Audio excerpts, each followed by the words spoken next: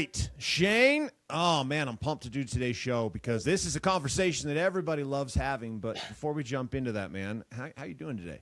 Doing well, it's middle of the week kind of deal, right? Or near the end of the week, and looking forward to Valentine's Day, which is coming up soon. And Are you actually looking forward to Valentine's Day?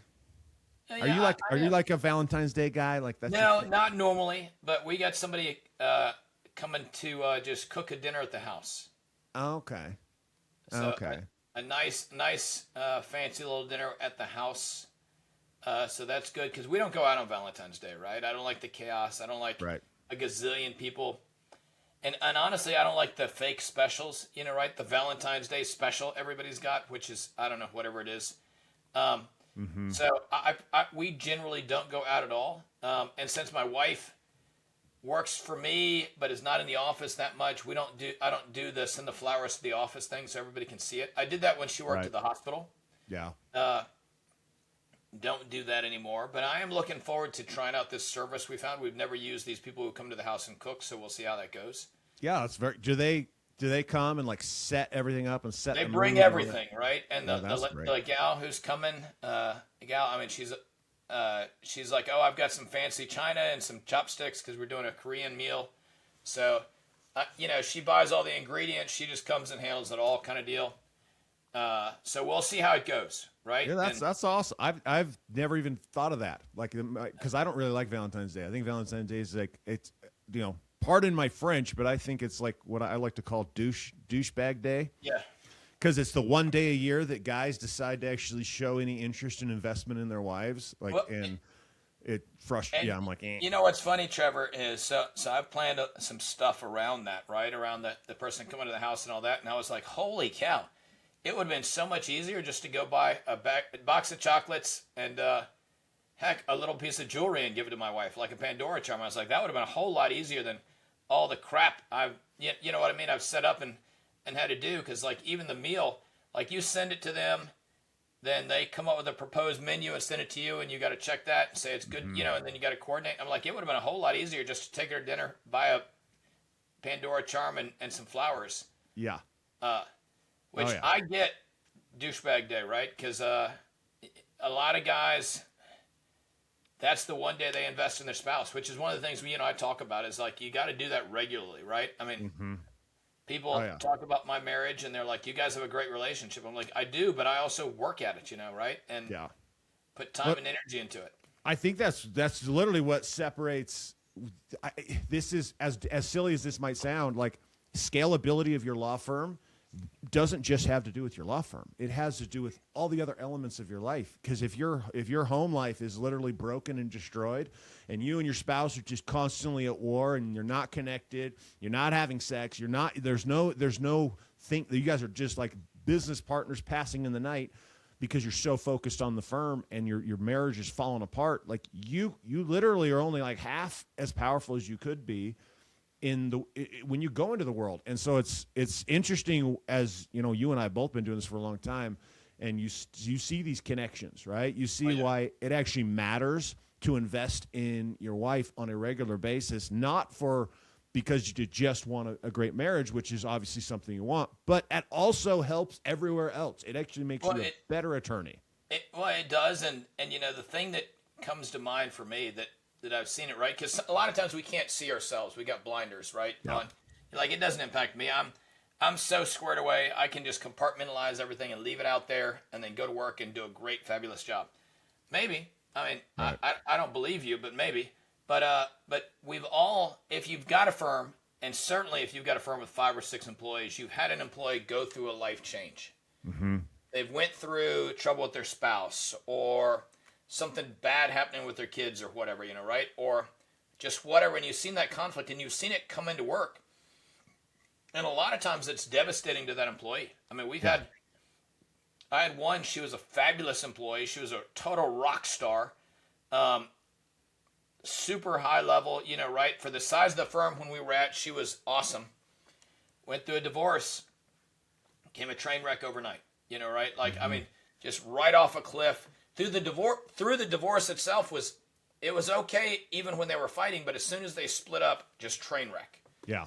And and I ended up actually having to get rid of her because it was that bad. She went from rock star to detriment to my firm, Yeah. right, kind of deal.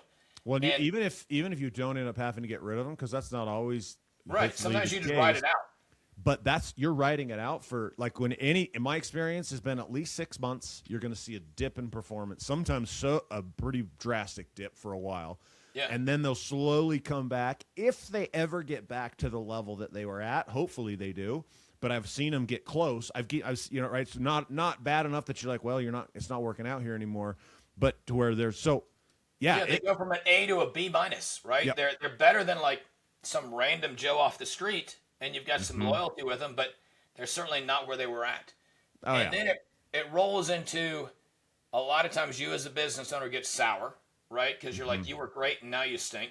You probably overpaid them, or let me phrase it, you gave them fair compensation for their work when they were on fire. Yep. But now that they're not on fire, it's very hard to roll back that pay thing because they feel like they're not on fire. You know what I mean? They feel like Yeah, they're entitled to it. They've been making it. They're Right. custom, and then you say, "Hey, well, this is what you're doing now, so we're going to go this." And they don't see the drop necessarily that you see. And the heart now that's an employee. Now imagine like you attorneys, right? Yeah. I've watched this happen as business owners, and you own your firm, and you go through this turmoil on your personal side of your life. Like it affects like you can pretend that it doesn't, but I've watched entire firms, entire businesses crumble Well, in the wake. it crumbles. A lot of times if you've got a partner, a partner in the law firm, Right. it rolls into that because they're like, hey, you're not pulling your weight because you've got all this personal stuff going on. So I've seen that tear up firms, but also assuming you don't even have any partner. What happens if you take your spouse for granted and they leave you? What happens to them? They're entitled to a portion of the monetary value of your firm, right? You've torn that in half. Think how much time you've lost in rebuilding your firm, time lost, emotional energy, and not to mention the impact on your family. And now you're starting over, or sometimes it feels like you're starting negative, right? I mean, Oh yeah, you're starting in a hole. and all because you chose not to invest in your family, right? And your spouse. And Yeah. This hit home to me when on two issues. One, I was at a conference and I realized when I go to a conference, I stay at the hotel wherever the conference is at, right? Whether that is a $150 hotel room night or a $350 hotel room night, right? I just stay wherever the conference is at for convenience. But I realized when I go with my wife and my family, we were staying at, the $99 hotel, or the best case was $150, right? Like that's, Yeah. when I'm shopping for a hotel, I'm like, ooh, dude, anything over $200 is a whole lot for a hotel room. Even though 3 weeks before I'm at a $350 hotel room night, wherever the conference is at. Yep. Or when you go out to dinner with the group at a conference, you go wherever the group is going, whether that is a high-end steak place, knowing everybody's going to order drinks and it's going to cost you $100 to $150. Yeah. And then when you take your spouse, you're going to Applebee's and Chili's, Yep. right? Like, and that drew home to me that moment. And then I was also at a conference and I realized I'd had a one-on-one conversation with somebody for about 3 hours talking about business, right? But it was just a one-on-one conversation. And I was like, holy cow. When was the last time me and my wife had a 3-hour conversation? Right. Heck, when was the last time we went to dinner, no phones, just sat and talked and enjoyed each other's company for an hour and a half? And it was like, damn, I got to change some stuff. This is not fair. You know what I mean? This is not what I want. I love my wife. I enjoy spending time with her more than anybody else in the world. And yet I'm not doing it. No. And you know what's crazy? When you watch, and you've watched this, you've got plenty of attorneys that work for you. You've been around the game long enough. And when you watch somebody, there's a thing that everybody always says when they're growing their business, they're growing their firm, to their spouse. They always say it to them when their spouse gets mad that they're working a lot, right? And it's always the same thing. And it's literally the dumbest thing ever, but it's also true, but we kind of miss sight of it. And what I'm talking about is you'll say, and I've said this to my wife plenty of times, like a total douche. Like I'm like, oh, I look back and I'm like, man, what a tool I was for so many years. But it's literally you're neglecting your wife, you're neglecting your kids because you're quote unquote building the business, and then they complain about it to you, right? They just point out the truth, and then you turn right around and throw it right back in their face and say, "I'm doing this for you." Like, I'm literally building all of this for you. I look what I'm sacrificing. Look at the house you have. Look at the cars you drive. Look at the right, and you throw it back on them and somehow make them like that's like gaslighting 101, and we make them the problem. Well, I mean, it's and I knew somebody, and they had a kid that was like, I don't know, 9 or 10, right? And they're talking to the kid, and they're like, "What do you want to be when you grow up?" And maybe they were a little younger. I don't remember because it wasn't my kid. And they're like, they said, I don't know, I want to be, I don't know, a doctor or a nurse or something. I go, "Well, why don't you want to be a lawyer?" And the kid was sort of like, "Well, Daddy, you never get to come home with us and play with us, so I want to be able to play with my kids." And it was something like that. Now, I'm paraphrasing, but that was the gist of the conversation was, I want to be able to hang out with my family and not do the things you do. And it's like, holy cow, that's awful, right? I mean, that's pretty bad as a law firm owner, as a dad, to hear your kid doesn't want to do what you do because you're never there. Yeah, because he's seeing all of that. He's seeing all of the pain that's caused. He's living through the pain that's caused by the decisions you're making. And here's what's crazy. It's not that you're a law firm owner that's the problem. It wouldn't matter. It's like it's no, it's any business. I mean, anything. Yep. So that's not what we're saying at all. But what really, as you look at this day of Valentine's and you look at taking care of your family, all these things, like there's so many situations like in life, and I don't want to get too dark with today's show, but like I had a son who passed away, and this is quite a few years ago, but I had my face stuck in my business 24/7. Like my business was all that mattered, and until my son got sick, I don't have memories of my son. I just don't. I wish I did. What I remember is pictures, right? I remember photos. And I know we've done that, and people do that, right? You'll remember a photo, and then you'll try to wrap a memory around it, but really that's all you're remembering is the photo. I don't remember my son. There's like 2 memories maybe, like right when he was born, and then there's one other memory I can place him in his car seat sitting in our living room. I don't know why that memory sticks with me, but it does. There's those 2, and then he got sick, and then my son passed away about 4 months after he got sick. And so I went from this guy who was all in business 100%, and I was living the lie of, dude, I'm doing this for my family, I'm doing this for you, I'm trying to build this life, but I was working 16 hours a day, and I was just, my version of trying to figure out how to scale was just work harder, just work more time, grind. And I didn't understand what you and I, Shane, talk about every single day, which is the scalability. How do you break these invisible ceilings and actually scale? I just thought, well, you work harder. That's how. Obviously, my parents told me when I was a kid, you just work harder. And it's not like I intentionally said, you know what, I'm going to neglect my wife. I'm going to neglect my 2 boys. I'm going to neglect everything in my life except business. But I did. It's exactly what I did. And unfortunately, I had to learn this lesson probably the most horrific way I imagine any parent, like I can't speak for anybody else's situation, but speak for mine, the worst way you could learn it, right? Yeah. And I missed my son's life. I missed it. And I can't get that back. I can't like go back in time and like make new memories. All I could do is when he got sick is I was like, oh my gosh, I'm 100% there. And then he passed away. And so I had some great memories of him before he died, but I missed so much, and it just haunted me for a long time, and I didn't know what was hard for me, Shane, is I didn't know what to do. Like, I didn't know how to not be the douchebag dad, which was I show up on the vacation dad. I'm gone.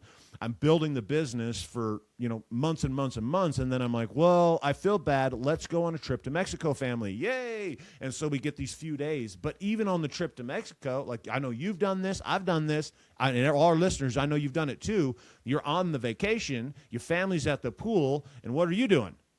You're on your phone. Or you're on your phone.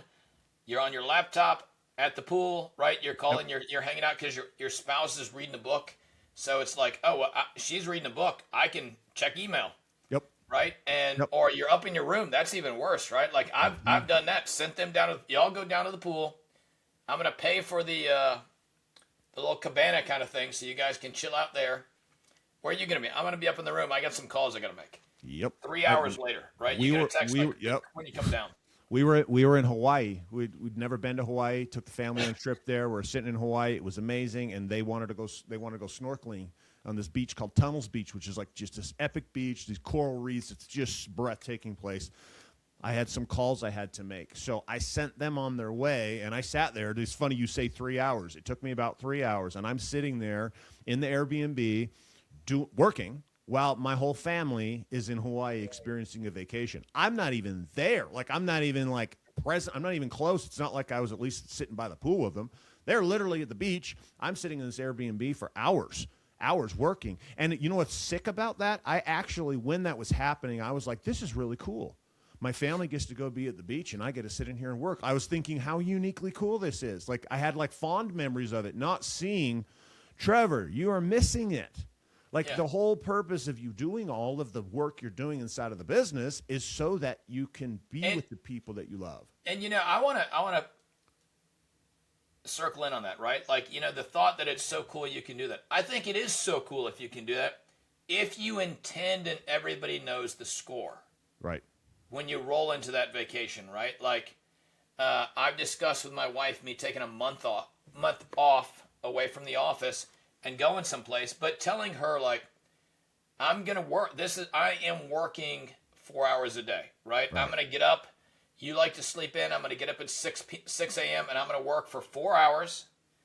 And then when you get up, we'll go to brunch, and then I'll be with you the rest of the day, with the intent in advance that everybody knows that's what's going on. Yeah. And I think that's okay as long as everybody knows. But it's not the Disneyland trip. It's not the Hawaii trip. It's not it's the, we're going to go out to the Pacific Northwest and rent a house for a month, but I got to work while we're there kind of deal. Yeah. Well, dude, you're explaining the difference in, see, I was doing it because I had to.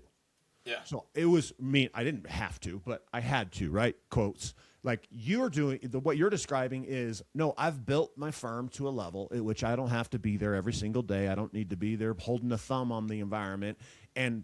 But I do still need to do some stuff, but let's do this. Let's go as a family. Let's go do this thing for this month or whatever. And yeah, I'm going to have to check in. I'm going to do a couple little things here, but it's all by design. Like, that's actually like a reward for you figuring out the how to actually grow and scale and build these systems and processes inside of the firm to pull that off. And I think that's where people miss it, right? You screw it up and you think that it's that's, whatever, you get whatever narrative story in your head that puts it in this place, but your wife doesn't feel neglected in that environment. My wife feels neglected in that environment because she is being neglected. Not to be a jerk, but how old were the kids when you sent them out there? Oh, they 8. My oldest would have been 8 or 9. So 8 or 9 and like 4. So to put it in context, y'all went to Hawaii.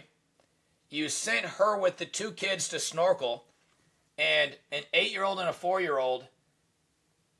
Can they manage themselves, or she's got to play babysitter in an environment that's not at home with lots of distractions and with chaos, right? I mean, pretty much you may have actually made her job harder, not easier, by sure being I in did. Hawaii, For sure it did. There's no doubt. And then when I look back, that's just one example of that trip, but that happened a lot, a lot. And so to your point, I'm like, that was not a relaxed, like, people think, oh, you got to go spend a week in Hawaii. No, it was like, I took my wife and I put her in like this stress pot. Like, exactly. And then she just had to deal with this stress all week. And then I, as the dad, because I've got the business and I've got to grow the business and do whatever, I've got to hustle and grind and do all those things. I could disconnect whenever I wanted. Right. So I could be in the environment, the family, and I'm like, oh, I got to go take this call, or I got to go work on this thing. And then I would just, I think back, and there was no consideration for her. There was no consideration for my kids. I didn't even think about it in the moment. It was like, this is just what we do. Yep. And it becomes this pattern. And there was definitely a coming to Jesus moment with my wife of realizing this cannot continue. And it's just the hardest thing, really. And this is where I love what we do, Shane, because there is a framework to follow. There wasn't. I don't know what the framework was. But I didn't have one either, but now, and there's a framework now that you and I both live by. that actually allows you to grow and build and scale, but also make those, those investments into the people that we love and the people that we care about. Yeah, because, and you said it earlier, right? We work harder. And to most entrepreneurs, business owners, law firm owners, harder is equivalent to longer hours. Yes. Right? Yep. That's, and it's almost a badge of pride how long you can work, especially when you get an entrepreneur and business owner circles. It's like, I work all the time. Yeah. I work 60, 70, 80 hours a week. Like that's a badge of pride.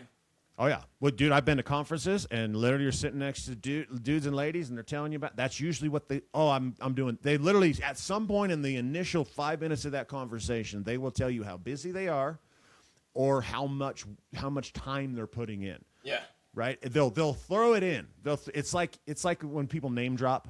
They kind of it's like they're name dropping their time that they work, and that signifies how successful and awesome they are, which is interesting because I used to think the same way, not realizing that that's actually just lifting up my skirt and showing that I don't know what the hell I'm doing. Well, I was gonna say what I find not funny. That's the wrong word for it, but I'll be talking to some of these people, and then they'll be my age, right? They'll be 40, 50 years old.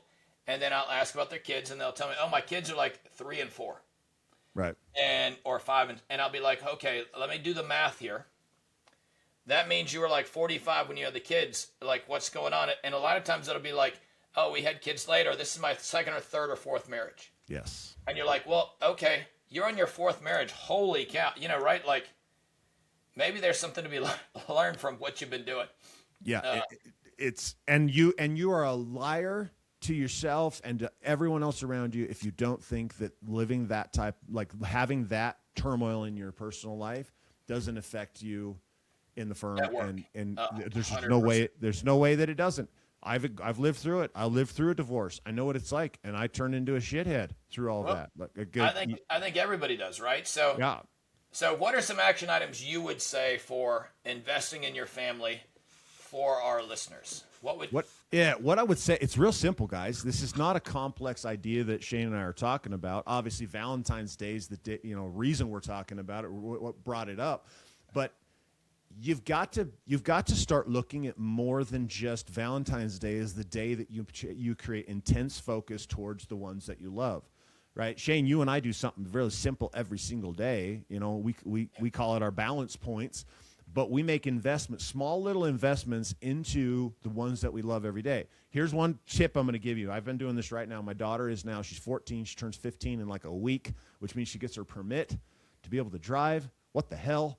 I can't. She's my youngest, so I'm like, what? This is not okay with me. Yeah. But anyhow, what I do with her is I was always sending her these text messages, right? I would send her a daily text message, be like, "Oh, I love you, sweetie. Have a great day." But I kind of like lost what to say, right? So I was like, okay, what can I do here? And I've actually had a couple of our clients that are now doing the same thing because they're like, oh, that's a great idea because they've got some kids about the same age. So what I started doing is I just went and did a Google search and I found riddles for kids. Okay. And so I send her a daily riddle every single morning. I get up and do my morning routine, and part of that routine is make this investment into my daughter, and I send her this daily riddle. And what I found out with this riddle is I'll send it over to her. She then takes it and laughs with it, like tries to figure it out, and then she gets her friends involved, and half the time once she figures out the riddle with her and I, she'll then say it to her friends. So it's become like this thing.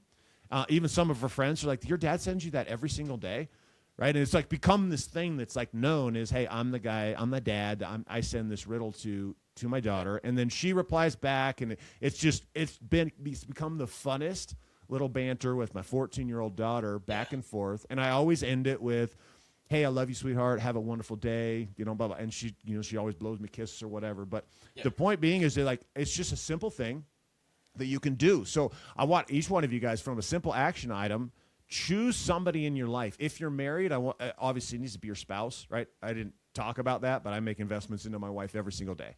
Every single day I've got an investment into my wife. I know you do something pretty cool, Shane, with your wife as well, but Valentine's Day is just another day for me and my relationship. I know it is for you too, Shane, because the investment into our spouses, into my wife specifically, into my children, it's a constant everyday battle.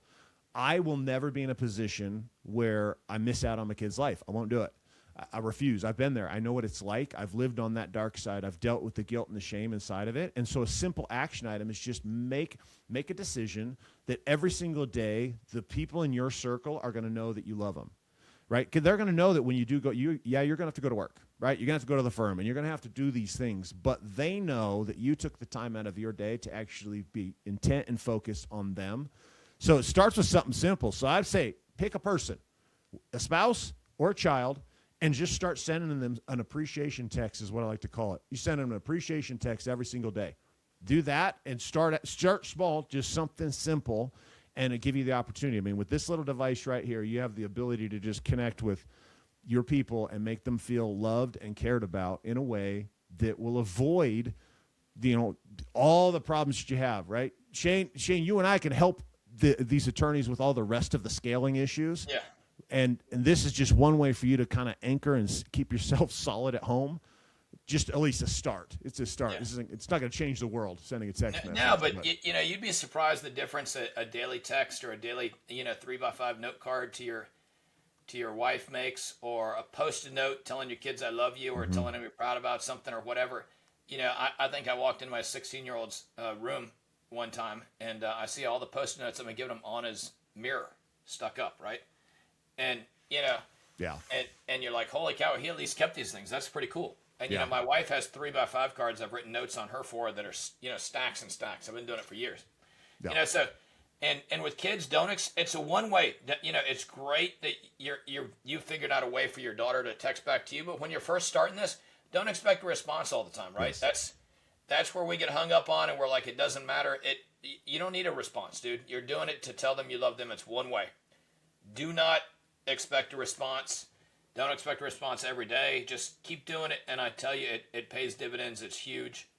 I'd also say, say once a month you're going to take a legitimate date with your wife.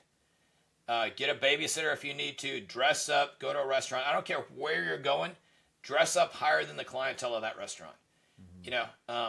Whatever that is, whatever that means for you and your wife, tell them in advance, know where you're going, and go. Even if it's Applebee's, like we make fun of Applebee's and Chili's, but if that's where you're going, hey, this Thursday or this Friday, we're going to Applebee's and Chili's, we're dressed up and go. You'll have more fun if you're dressed up.